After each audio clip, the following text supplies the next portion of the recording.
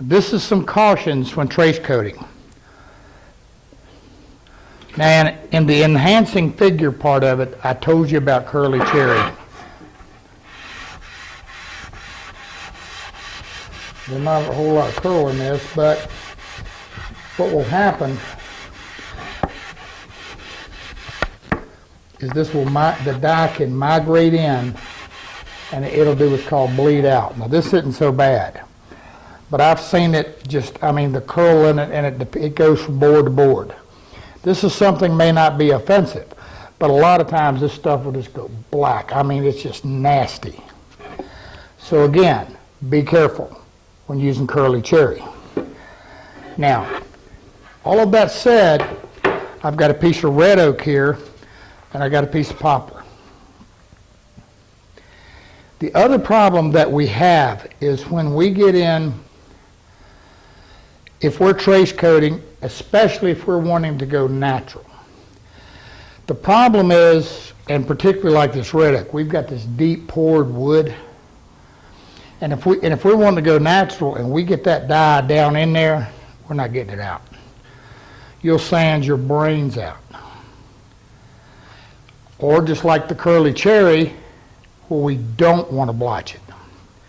Here's a trick. Here's two. The other thing is, I told you, or made mention in the one of the coolest little things to use for trace coat. Dye is expensive, hey, but you can simply take a little food coloring. Hey, it's cheap. Because again, all you're after is a road map. You just want to see it. This is just a little bit of brown food colored mixed up.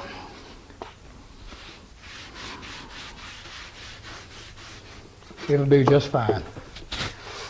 And it's cheap.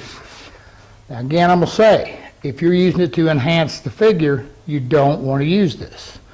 Because it just doesn't have any, it's going to fade very quickly. It doesn't have any light facets. Here's the issue. On curly cherry, or any of them, if I don't want it to blotch, or I don't want to get in the grain, we're going to do what's called float the trace coat. And we're going to do what's called a dry trace coat. Let me explain. I'm going to take a wet rag. Now, I am going to say this, though. Don't let me forget. Or don't you forget. When you're doing this and you're using waters, wipe both sides. You don't want to create a moisture imbalance. You don't have to trace coat both sides if you don't want, but wipe both sides. That keeps your moisture equal. I'm going to put a wet coat. I'm wiping this pretty wet. I say wet. I didn't wring it out, but I'm not dripping. Then I'm going to take some of that food color,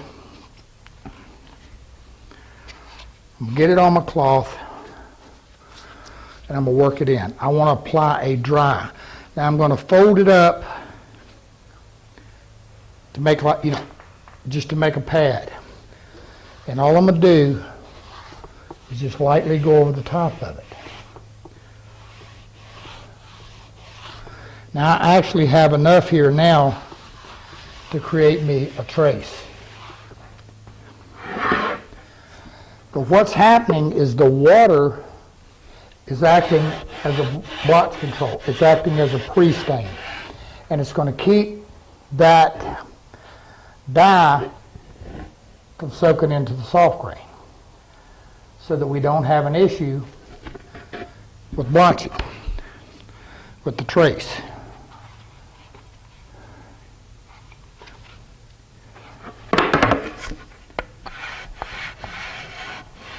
So I have a trace coat, and I've raised my grain.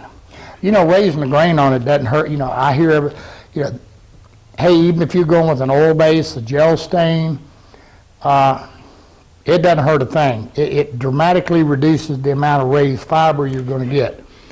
Definitely helps. Now, let's go back to this. Here's a piece of poplar. Same exact thing.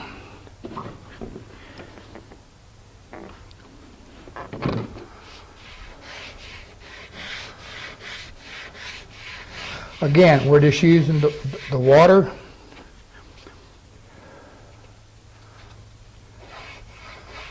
to keep the dye from going on really dark. Now somebody's going to ask me, can you spray the trace on? Well, you can, but you're going to want to do a dry, dusty spray, and you're going to need to check out that segment and see exactly what that is. But again, if you're using a porous wood, like this piece of red oak right here, that dye is going to get down in there. Now, if that doesn't matter to you, you're okay. Okay, I'm doing the same thing on this piece of red oak. I wiped it wet, and I'm putting a dry coat of the food coloring on it. We'll let this dry a minute, and we'll sand it, because what we want to look at here is what if you make a mistake and you get a bunch of dye down in there. We'll see how to fix it. All right, I'm going to throw this in because, duh, I forgot to. Remember me showing you the white oak in the last, in the segment about using trace coat to accent figure? Something I forgot to tell you. I showed you where you take a damp cloth and wipe off the white oak. Well, you can actually do that with any of them. That's the cool thing for the water base. And if you were using alcohol base, you can still use water. But you can do that to lighten and pour your dye. Change the whole disposition of the thing. Now, what if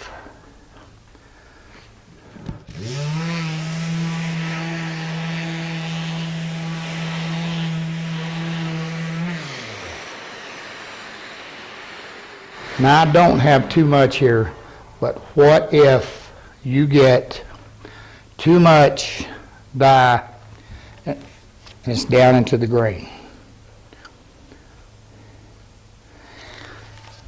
Now this is one, now outside the cost factor, this is another one of the advantages of the food coloring.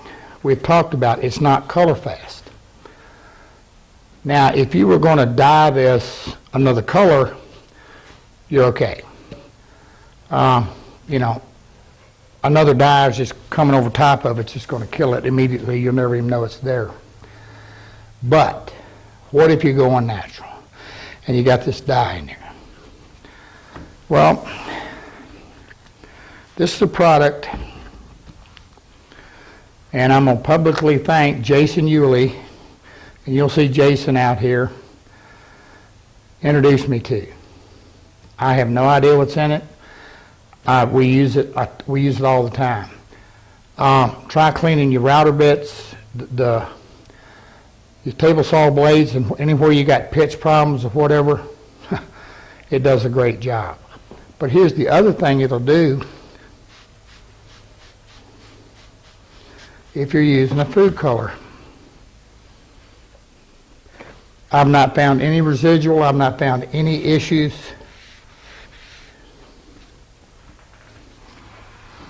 Gone.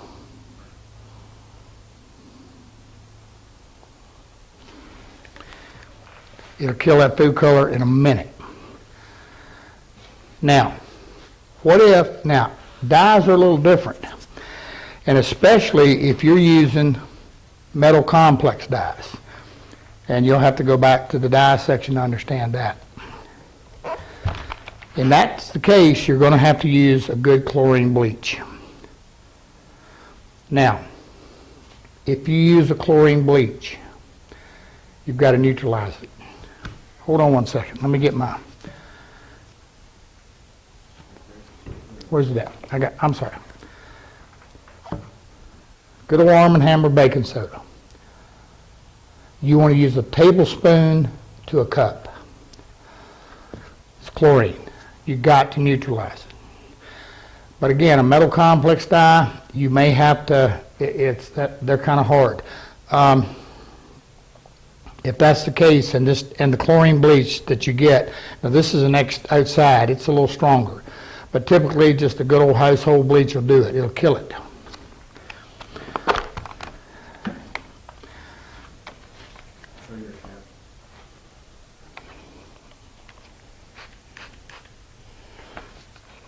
It'll kill it right now. But again, if you're using the chlorine bleach, you definitely want to neutralize again. Don't skip that part. Somebody asked me, I said, well, why do you have to do that? You're going to be finishing over. I said, yeah, but you're still leaving that chlorine down in that wood. And I said, there's two things it's going to do. I said, number one, you go back and sand over that. You're getting that chlorine, kind of dust up in your face, which you don't want. The second thing is that you still got chlorine in here, and when you put a dye or color on it, it can try to kill it as well. Again, neutralize it.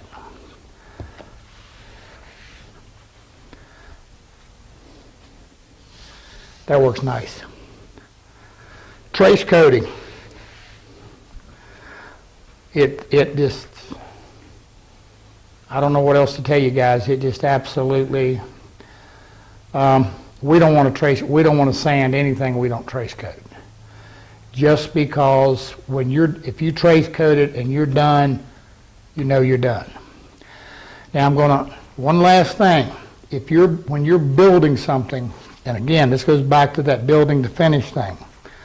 Common sense says, if you've got two sections coming in, you got dados or whatever, you want to get all of this pre-sanded and all of this sanded before you put it together.